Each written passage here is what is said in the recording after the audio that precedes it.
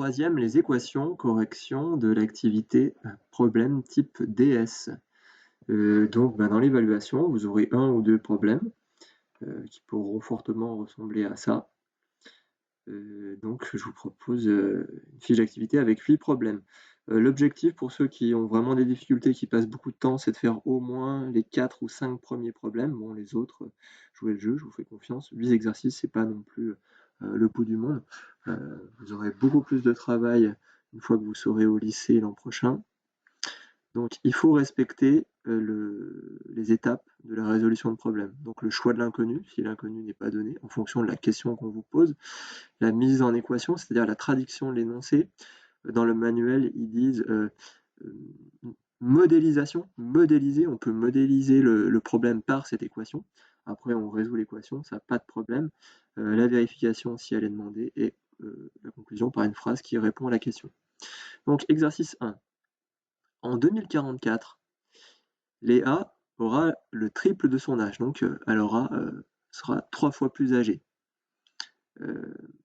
Quel est son âge en 2018? Elle sera 3 fois plus âgée qu'en 2018. C'est ça l'idée. Oui, j'ai pas réactualisé le problème. Et effectuer la vérification. Donc, qu'est-ce qu'on peut déjà se poser comme question? Déjà, le choix de l'inconnu. Donc, on cherche quoi? L'âge de Léa. Donc, soit X, l'âge de Léa en 2018. C'est ce qu'on cherche, l'âge de Léa en 2018. On s'en fiche qu'on soit en 2020, qu'importe. Là, on nous dit en 2044. Parce que ça peut nous aider à faire quelque chose, 2044. 2018, 2044. 2044, c'est dans combien de temps? Eh bien, c'est dans 2018, 2044 moins 2018, c'est-à-dire dans 26 ans. Dans 26 ans de quoi? Dans 26 ans de plus, donc dans plus 26 ans. Laura aura, c'est-à-dire égal, le triple de son âge. Son âge, c'est quoi? C'est X, donc le triple de son âge, c'est 3X. Et donc, dans 26 ans, ça veut dire, elle aura 26 ans de plus que son âge en 2018. Donc, X, son âge, plus 26. Voilà l'équation. Moi, je l'ai remise dans l'autre ordre. J'ai mis d'abord 3x égale x plus 26. Donc, c'est en 2044, elle aura le triple de son âge.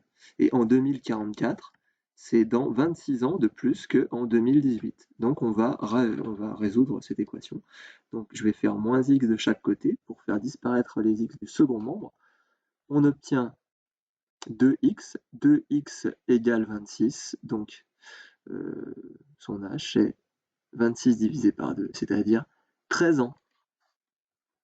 Léa a 13 ans, on vous demandait de faire la vérification, donc 3 fois 13, 39 pour le premier membre. Donc en plus, donc c'est quoi 39? C'est l'âge qu'elle aura en 2044, si en 2018 elle a 13 ans. Et la deuxième partie, c'est son âge plus 26, et ça donne bien 39 ans. Donc, c'est bon, on a bien résolu l'équation. La vérification ne garantit pas que l'équation était bien menée, était la bonne traduction de l'énoncé. Exercice numéro 2. Donc, on vous dit dans une papeterie, donc un truc qui vend des stylos, des cahiers, des machins, Nicolas a dépensé 22,79 € pour acheter 5 stylos, 2 règles en plastique transparentes,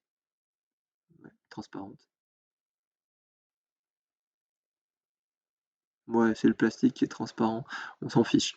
2 règles en plastique transparent de 30 cm et une calculatrice Casio.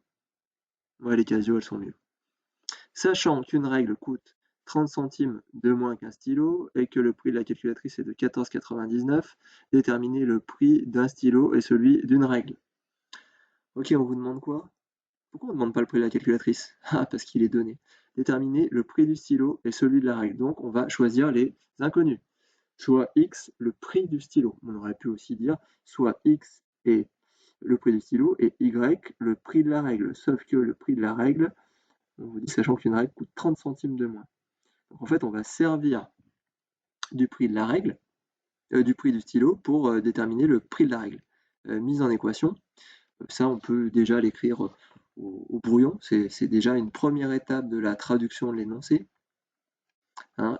On vous dit que il achète 5 stylos, donc 5 stylos plus 2 règles, plus une calculatrice dont on donne le prix, et il en a en tout pour 22,99.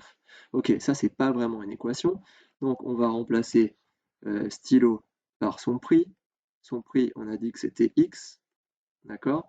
Et maintenant, on va remplacer le prix de la règle par quoi? On nous dit quoi ici? Sachant que une règle coûte une règle coûte 30 centimes de moins qu'un stylo. Déjà, c'est des centimes. Nous, on est en euros, donc il va falloir faire une conversion. Donc 30 centimes, c'est 0,30 euros. Donc la règle, elle coûte 30 centimes de moins, donc c'est le prix du stylo moins 30 centimes.